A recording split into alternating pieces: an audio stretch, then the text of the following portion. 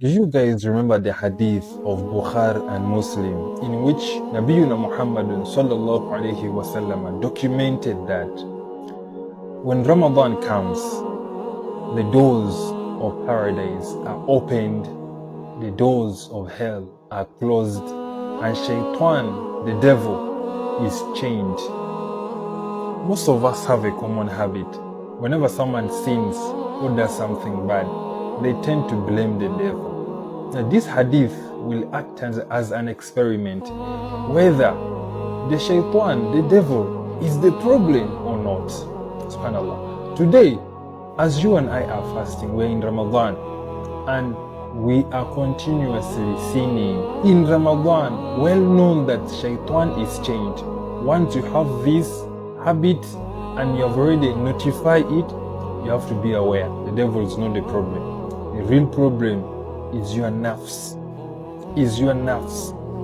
Now is your nafs. That is the most important thing.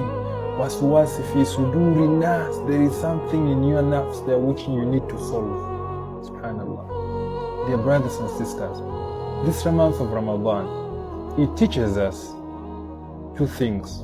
One, it teaches us one thing to get one thing. What does it teach? It teaches us to remove external barriers in order for us to achieve or to confront our inner self. That is one big hikmah we should understand from this hadith. Dear brothers and sisters, we need to be aware that not all the time the devil is the problem. Your nafs can be the problem. And this Ramadan is the best experiment you can tell. When you are sinning, you have to know that the problem is not Shaitan. It is you, your nafs. You need to solve it.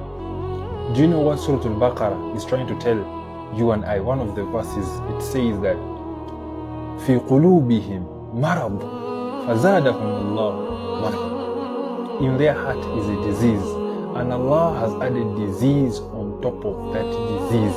So if you need to treat it, you should confront it yourself. The problem is in you. You know how to solve it. Just for example, when I was about to do my USCE 2025, the problem, things became so hard. The teachers teaching became so hard, and everything was so stressing. We became tired. Most of us became tired, and everything was so tiresome. But at the back of our mind, we knew our problem. When your neighbor was about to approach, we knew the problems that we have, and we knew the solutions ourselves. However much the teachers were doing their best, we knew the problem. So you know the problem. You know the solution to your problem best. So knowing that you are sinning in this Ramadan, you are still listening to music comfortably. We have some musicians who are Muslims. We're not talking about music being halal or haram, but the most painful part of this is that the music that you produce, it's going to be used in a bad way. That is the most painful thing. I'm not going to talk of music being halal or haram. One of the bad example for being in Jahiliyyah in music, when I converted to Islam, it has been so hard for me to leave it, but I'm towards that journey. But dear brothers and sisters, you are so comfortable doing some sinning in Ramadan, you are thinking that it's still Shaitan. Then that's the wrong blame. The blame should be on your nafs. You're in Ramadan and you are still doing business, selling cigarette, selling alcohol. You are doing zina. Some of us do zina. You know that?